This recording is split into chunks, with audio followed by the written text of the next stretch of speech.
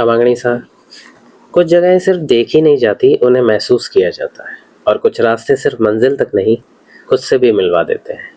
मैं हूं पवनेंद्र सिंह राठौड़ और आप देख रहे हैं सेज ऑफ ट्रैवल पाथ, जहां हम सिर्फ ट्रैवल नहीं करते, हमारे रास्ते की कहानी ढूंढते हैं। आज का सफ़र शुरू होता है एक ऐसी जगह के लिए जहां पहुंचकर वक्त धीमा सा पड़ जाता है और दिल थोड़ा हल्का सा महसूस होता है। हम निकलते हैं जोधपुर के नागौरी गेट से होते हुए और हम बढ़ते हैं किला रोड की तरफ। जैसे जैसे मेहरानगढ़ फोर्ट करीब आता है, वैसे वैसे लगता है जैसे इतिहास हमारे साथ सफ़र कर रहा है।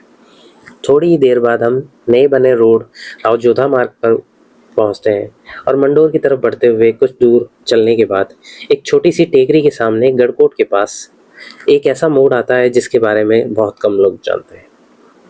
यहाँ से शुरू होता है एक पतला सा रास्ता, दोनों तरफ घनी झाड़ियाँ, ऊपर खुला आसमान और आसपास सिर्फ प्रकृति की आवाज़। सफ़र के दौरान कुछ स्ट्रीट डॉग्स भी मिल सकते हैं, इसलिए अगर आप यहाँ आए तो शांति से और संभल कर आइए।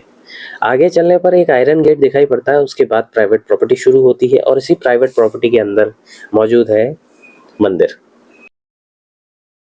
और पेड़ों के बीच से एक मंदिर नजर आता है, न भीड़ न शोर, सिर्फ एक अलग ही शांति यहाँ है। यही है फतेश्वर महादेव। यहाँ के पंडित जी और स्थानीय लोगों के हिसाब से ये मंदिर लगभग 200 साल पुराना माना जाता है।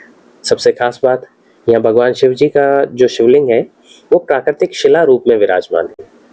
और सबसे अनोखी बात, एक ही पत्थर के पैनल पर हनुमान जी और गणेश जी के दर्शन होते हैं। स्थानीय लोगों की भाषा में कहें कि मंगल और बुध दोनों एक ही शिला के अंदर, ये बहुत ही विहंगमय दृश्य लगता है। बाद में माता जी और श्री कृष्ण जी की मूर्तियां भी स्थापित की गई। ये जगह शायद बहुत मशहूर ना हो, लेकिन इसकी शांति, इसके आसपास का प्राकृतिक वातावरण और मेहरानगढ़ की पहाड़ियों का दृश्य इसे सच में एक हिडन जेम बना देता है। मैं अक्सर यहाँ आता हूँ, चाहे खुशी हो दिल में या जिंदगी में कोई उलझन हो, कभी खुद से बात करने के लिए, कभी बस कुछ देर चुप बैठने के लिए।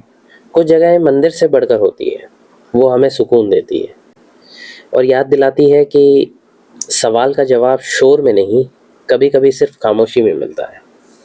अगर आप जोधपुर से हैं या जोधपुर आ रहे हैं तो सिर्फ फेमस प्लेसेस को ही मत विजिट करिए, कभी इन छुपी हुई जगहों तक भी ज़रूर आइए।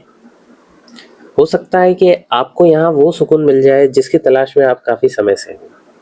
अगर ये सफ़र आपको पसंद आया तो वीडियो को लाइक करिए, चैनल को सब्सक्राइब करिए और कमेंट करके बताइए अगली बार हम किस रास्ते की कहानी लेकर आए। मैं हूँ पवनेंद्र सिंह राठौड़, मिलते हैं अगले सफ़र में, because every path has a story. Her her Mahadev.